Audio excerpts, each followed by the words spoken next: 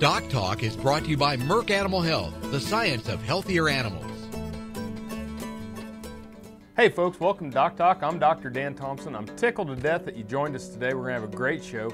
Our guest is Dr. Chris Rodemaker from Iowa State University, and we're going to talk about swine lameness, something that's growing more in concern, things that are more of a eating into our pocketbook, so to say.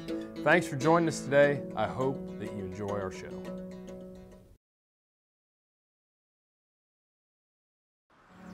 As dependable as the sunrise, in dairy parlors, open pastures, on ranches and feed yards across America, a place where reputation is more than a name, where the science of healthier animals is a way of life.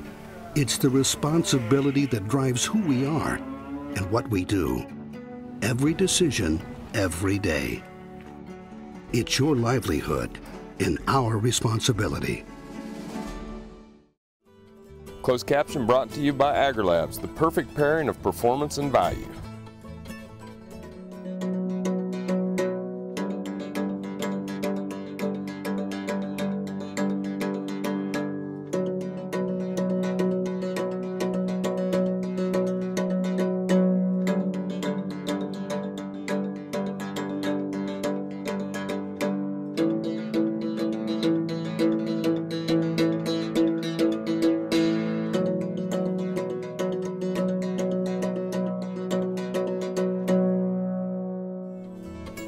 This segment brought to you by the new Hired Hand Portable Cow Sprayer. For more information, visit cowsprayer.com.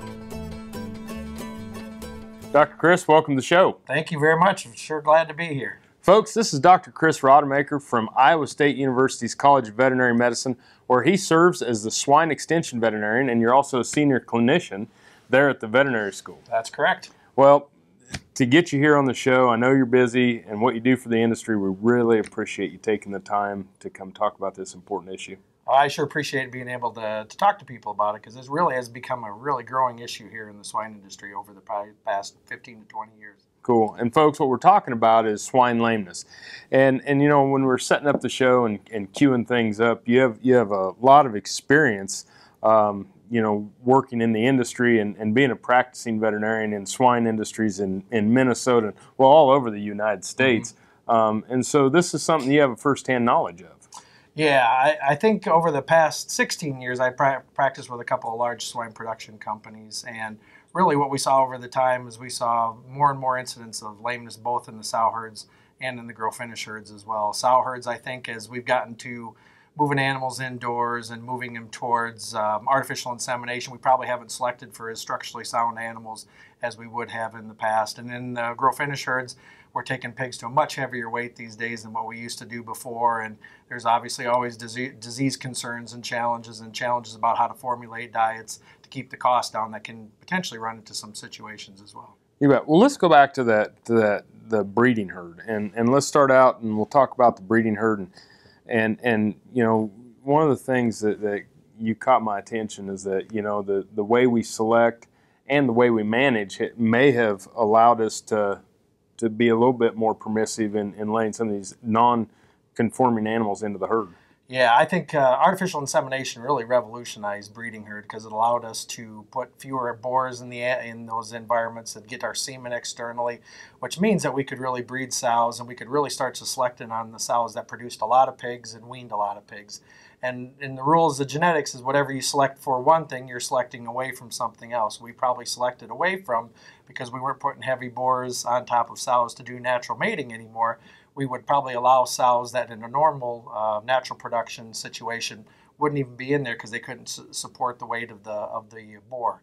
But over time, I think what happened then is those animals become lame really easily. They wind up going down and having to exit their herd too early. You bet.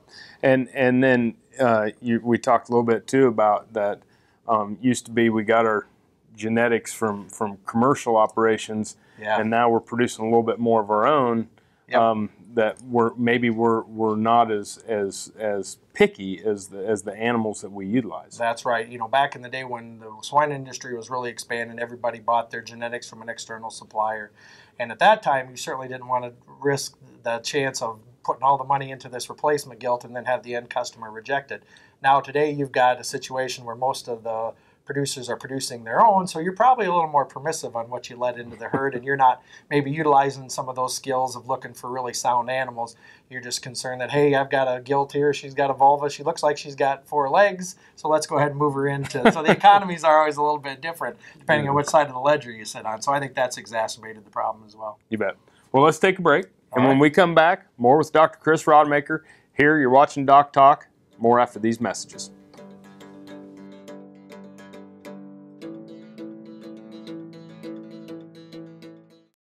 This Meet the Future Veterinarian is brought to you by Zuprevo. Choose confidence. Choose Zuprevo for BRD treatment. Emily Sievert was raised in a small farming community in western Ohio and is a 4th-year student at the Ohio State University College of Veterinary Medicine. She studied bovine respiratory disease in beef feedlots and was also involved in a related telemedicine project. Upon graduation, Emily plans to focus on food animal medicine, pathology, and food safety. Some call it a come-from-behind victory, an unlikely win, a reversal of fortune, snatching victory from the jaws of defeat. This is our moment, our victory dance, because we choose confidence. We choose Zuprevo for BRD treatment. Ask your veterinarian to prescribe Zuprevo. Zuprevo is a fast-acting, long-lasting BRD treatment that you can count on to get the job done. Choose confidence. Choose Zuprevo from Merck Animal Health.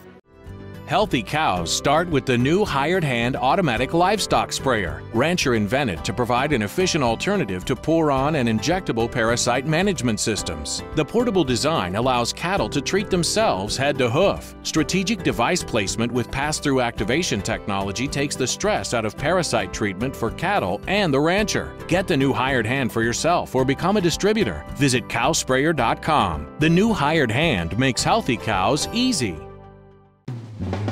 Hi, I'm Kevin Ochsner, host of NCBA's Cattleman to Cattleman and Colorado Rancher. Join me each week as the National Cattlemen's Beef Association brings you the latest updates in industry information and market news. Plus, each week we provide important educational information and features on cattlemen from across the country just like you. And we can't forget our favorite cowboy poet, Baxter Black. Join me for NCBA's Cattleman to Cattleman, debuting Tuesday nights at 8:30 Eastern, right here on RFD TV. This segment is brought to you by Norbrook Laboratories, manufacturers of Enroflox 100, the newest addition to your arsenal for treating bovine and swine respiratory disease. Hey folks, welcome back to Doc Talk. I'm Dr. Dan Thompson here with Dr. Chris Rodemaker from Iowa State University's College of Veterinary Medicine, where he serves as the swine extension veterinary specialist, and he's also a senior clinician. Thanks for joining us today, and thanks for talking about swine lameness. And we left talking about the sows and the gilt, and let's jump into the grow finish area and talk a little bit about the lameness problems that we're seeing there. Yeah, I would say we probably also have seen an increase in lameness problems in the grow finish animals too. And I'm sure part of that is the genetic thing like we talked about before. We've selected for animals that are very prolific from a reproductive standpoint and ones that grow very fast, probably not as worried about the structural issues that maybe would go on with some of those situations. That's kind of like with the poultry industry. You know, they went through it and very similar. Yeah, very similar types of ordeals. But you know, the other thing is some of it we might have brought on a little bit on our own on these heavier outweights as well. Yep. You know, I think because the industry is becoming so vertically integrated, what they're really seeing is, you know, that big packing plant. You know, it's a very expensive fixed cost. So the more pounds you put through it, you know, that's how they kind of lower their costs. So what we've seen in our genetic, we probably selected for fast-growing animals that we can take to heavier weights. But I don't think what happens in all that genetic selection is we don't select for an animal that maybe has the musculoskeletal system to be able to support all that weight. And I think that could potentially create some of the lameness issues as well. You bet. And so are there you know, I had two others here, and they kind of go hand in hand with production, but disease potential and nutrition. Yeah. Yep. As well. Yep. I'd say if we look at total lameness cases that have come into Iowa State over the last 7 to 8 years, there's probably been a really big spike in the last 3 to 4. There's probably been a couple of mycoplasma diseases that have been in the joints that maybe have always been there, but seems to be a couple of them have been exasperated with some of the heavier weights, particularly Mycoplasma hyosinoviae. because a lot of those are secondary to some of these bone structure problems, problems with osteochondrosis, for example, can potentiate some of that stuff. So we've seen a definite increase in those mycoplasma-related diseases. And the other thing that we've seen is some of these nutritional issues. And I think what happened, what really kind of changed that was the fact that they were able to engineer an enzyme called phytase, which the primary role of phytase is to get more phosphorus out of the phosphorus that goes into the diet. And what that allows for is obviously helping us to cheapen the diet. The problem is it's an enzyme. So if something happens to that enzyme during the process, it's not taking out as much phosphorus as what they hope for. What happens is you get a calcium-phosphorus imbalance, and then sure enough what happens is you start to have bone structure issues, so you can start to see fractures and things like that, particularly with going to heavier weights are going to exacerbate that problem. Absolutely. And, you know, when we're even on a guy that's going out and buying one show pig, you know, we've always looked at that conformation, and it seems like that conformation as a young pig, fast growth, heavier growth rates really can have an impact. Yep, it sure can. You know, and the conformation thing too, you know, you look at all the people that do the selection of the replacement animals, you know, it used to be kids that grew up with animals, and unfortunately because of migration away from the farm in some rural communities, we don't have people with those kinds of backgrounds, so they maybe don't look at that as importantly as they're looking at, you know, how many pigs did she have, or did her mother have, or things like that. Looking at the computer more than the pig. And the pig, exactly. All right, well, let's take a break. Folks, Dr. Chris Rodemaker from Iowa State University's College of Veterinary Medicine. We'll be back with more Doc Talk after these messages.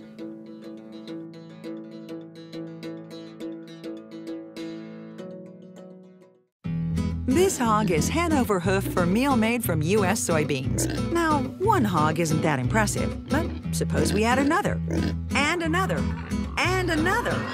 Before long, you've got billions of hungry customers around the world all clamoring for the same thing. Our soybeans. Learn more about the billion-dollar appetite of animal agriculture at beyondtheelevator.com. I've always had an interest in care for the animals and their well-being. Really what we want to do is work hard to eliminate as much feedlot lameness or beef cattle lameness as possible. How we feed a cow on a daily basis can not only have daily effects, but they can also have long-term effects on claw health, reproductive performance, mammary health, all of those factors as we look at the inputs and the response that the animal has to what we feed them. When animals have adequate intake of effective nutrients, we take care of the immune system and performance follows. It's important that the consumers understand our dedication to the well-being of these animals.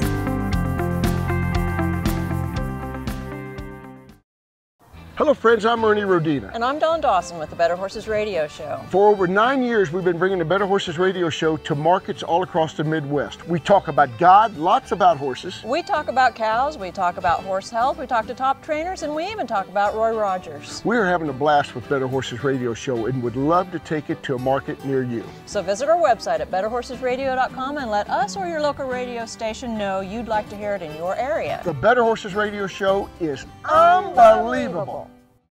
Broadband has become as important to us as highways. That is why DocTalk is teaming up with NTCA, the Rural Broadband Association, and rural broadband companies like Blue Valley Telecommunications in fighting for quality broadband access through the program Smart Rural Communities. I don't think we have any idea what's coming in the future. I couldn't have imagined 5 years ago what we're doing today. So in 2 years, I would guess there's things we can't imagine that we're going to be doing. To learn more, visit ntca.org/smart or bluevalley.net. Beef producers asked for it, and Norbrook delivers. Introducing new Enroflox 100, the newest addition to your arsenal for treating bovine respiratory disease. Enroflox 100 is an FDA-approved, ready-to-use injectable antimicrobial solution to treat BRD associated with Mannheimia hemolytica, Pasteurella multocida, and Histophilus somni in beef and non-lactating dairy cattle. Administered SQ as a multiple-day therapy. Consult with your veterinarian today about Enroflox 100, the new choice. Valley Vet Supply is devoted to providing information and professional quality products at reasonable prices. ValleyVet.com, ValleyVet.com, Valley Vet Supply. test group, weighing systems, electronic identification EID, electric fencing, and dairy automation systems help farmers and ranchers around the world manage the performance of their livestock for ultimate profitability. Folks, welcome back to Doc Talk. Dr. Dan Thompson and Dr. Chris Rodemaker. Dr. Chris is from Iowa State University, my alma mater, and he is the swine extension veterinarian up there and senior clinician. And we've been talking about lameness, and as we left, we're talking about grow finish. But let's go back to the sows, and let's talk about some of the ways that we can prevent this. Because I know that ZenPro's done a lot of work on organic trace mineral, and you had some experience of that when you're in practice. Yeah. So let's start out with the nutrition. You bet. A lot of that we actually picked up. They've got a very healthy business in the dairy business where they're looking at, and I think the dairy guys have quantified really well the effect of foot health on milk production and on reproductive performance. And really, they kind of took the opinion of, well, why wouldn't sows be the same as cows? Right. And it's a good way to think about it. So we'd actually done a couple of studies looking at some of their organic trace minerals to see, hey, if we make foot health better, does that reduce some of that inflammation that can really become kind of the profit robber, because sows don't milk as well, they don't eat as well, they don't stay in the herd as long. And what happens is they're not going to be near as productive animals, and they're going to wind up sliding out of the herd much earlier, either as deaths or culls, because they just can't stand up very well. And so when you start going to some of these organic trace minerals, you start seeing improved hoof structure and then also some performance. That's correct. We'd done a study where we saw that. We definitely saw the changes in the foot structure, and we measured them in a research barn, and it looked like we saw like 5% better retention rate for sows that would stay into the herd longer. We saw probably nearly a half a pound on weaning weight, and a lot of that was all mediated through sows ate better, they returned to breeding better, and then they just made heavier pigs. So it certainly looked like there was some impact to adding that organic trace mineral to the diets. And one of the other things is that y'all went back to looking at some of the conformation as well. Yeah, we were fortunate enough to have a consultant, Dean Compart, actually, an old purebred breeder from Minnesota for years, came out and evaluated one of our herds. And as we got walking through there, we looked at the call line, and here what we saw were animals that were in the call, sows to be culled, but they were in there for a number of sorts of reasons, but they all had pretty poor conformation. Then we went to the part of the barn that had the oldest sows in there, and they're kind of some rougher looking old sows, but their conformation was absolutely perfect. And we didn't select it that way. Those animals self-selected out over time. They stayed in the herd longer because they had good conformation. So that's really been kind of a lesson learned to say we need to go back to really starting to look at some of this conformation, the foot conformation, when we're doing selection for replacement animals. And I think it was, when you made the comment that when we're selecting for one trait, we're deselecting for another. Yeah. Yep, and I think that was an easy one to give up, because when the statisticians and the geneticists put that into the model, it didn't rate out very, very high, because back in the day it was all about how do we get these sows to give us more pigs and have those pigs grow faster. And I think the conformation thing just kind of got left to the side over time. So. Yeah, and we see it all the time, and maybe it's that optimizing growth instead of maximizing growth that all of our industries are going through. Absolutely. Yeah, it's all part of the growing pain process, that's for sure. Cool. Well, folks, we're going to take a break. Dr. Chris Rodemaker from Iowa State University's College of Veterinary Medicine. More Doc Talk right after this.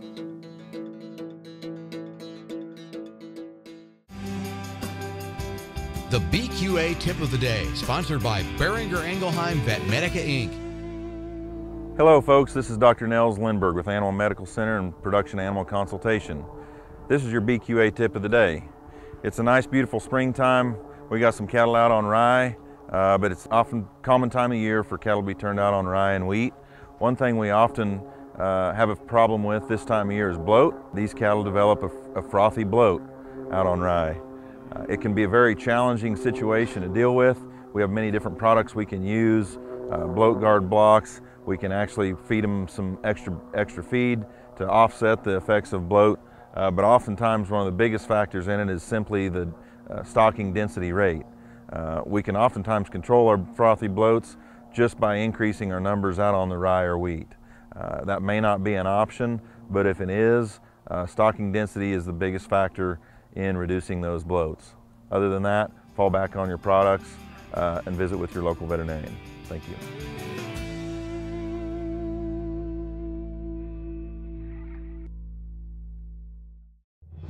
no matter where, no matter why. The Veterinary Health Center at Kansas State University is committed to providing quality patient care to animals and exceptional customer service to their owners. From routine checkups to emergency and specialty care, our world-renowned specialists and experienced professionals are here to discover, to teach, and to heal. Let us know. How can I help? How can we help? It takes vision, dedication, hard work. It takes knowing who you can trust. At Zinpro Corporation, we have more industry-endorsed research behind our trace minerals than any other company. Proof that our patented performance minerals help improve overall animal health and performance. Lots of companies make claims. At Zinpro, we generate results. Working your cattle just got easier. Introducing the new VetGun delivery system, a new way to apply topical insecticides to your cattle. The VetGun lets you remotely treat cattle with effective parasite control, so you can do it just walking among the herd. It's that simple. The proven topical insecticide AML VetCap is used with the VetGun. It works fast to control horn flies and lice while minimizing stress on your cattle. Fast, easy, effective. VetGun. Check with your animal health supplier for availability. This segment is brought to you by the Beef Quality Assurance Program and the Kansas Beef Council, improving animal care and beef safety for more than 20 years. Folks, welcome back to Doc Talk. Dr. Dan Thompson here with Dr. Chris Rodemaker. And Dr. Chris is from Iowa State University, where he serves as the swine extension veterinarian and senior clinician at the College of Veterinary Medicine. And we're talking about swine lameness.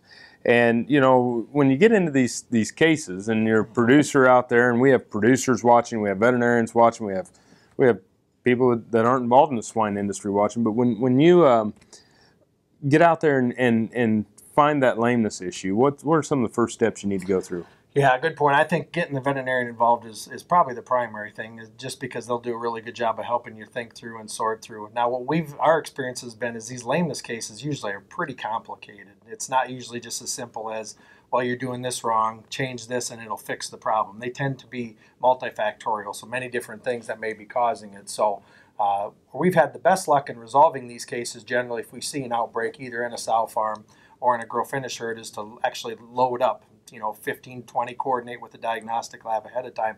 But we've taken anywhere from 15 to 30 animals in and let the pathologists do the necropsy and do all the tests there. And that's really been a good way to be able to kind of whittle it down and to be able to definitively tell us, here's what the issues really are. And then that's allowed us to kind of go back and plan for, okay, well, what do we got to change to make this thing better? Right, right. And so a lot of times, is it site specific, or can it be, spread across a farm, or, Yep, great question. Usually, I'd say more often than not, it tends to be a little bit more systematic. It can be a site issue, but many times, especially if we talk about genetics or nutrition or breeding herd, it's probably affected pigs on multiple sites. So gotcha. All the more reason really to be able to get your veterinarian, and then they'll probably get a diagnostic lab involved to come up with the right diagnosis. Yeah, and I think that the one thing that we see, whether it's beef industry or poultry or swine, is that Dad always said that he could sell a vaccine for a few $1,000s, but he couldn't sell a diagnosis for a few dollars. Absolutely. And I think getting that diagnostic answer is so vitally important. That's right. It's key, because then you can go back and and the veterinarians will be good at this. Okay, here's what the issue is. Here's what that's really costing you. It's like the dead pig thing, but if it's slowing down your growth or having a poor feed conversion, that's really going to cost you money. So the diagnostic actually gets to be the cheapest part of that whole process. Absolutely, and it's one of those things too that when you start to say, hey, the sooner we get to the bottom of this, the sooner we can start to fix it. That's exactly right. Yeah. Well, I appreciate you being here on the show. My pleasure. I appreciate being asked. Thanks. And folks, we appreciate you watching Doc Talk as well. If you want to know more about what we do here at Doc Talk, you can find us on the web at www.vet.ksu.edu. Remember, always work with your local veterinarian. Thanks for watching Doc Talk today. I'm Dr. Dan Thompson, and I'll see you down the road.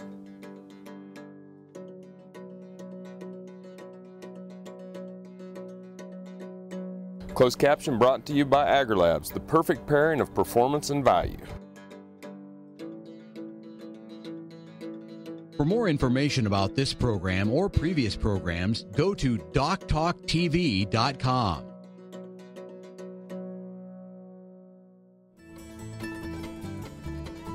Doc Talk was brought to you by Merck Animal Health, the science of healthier animals.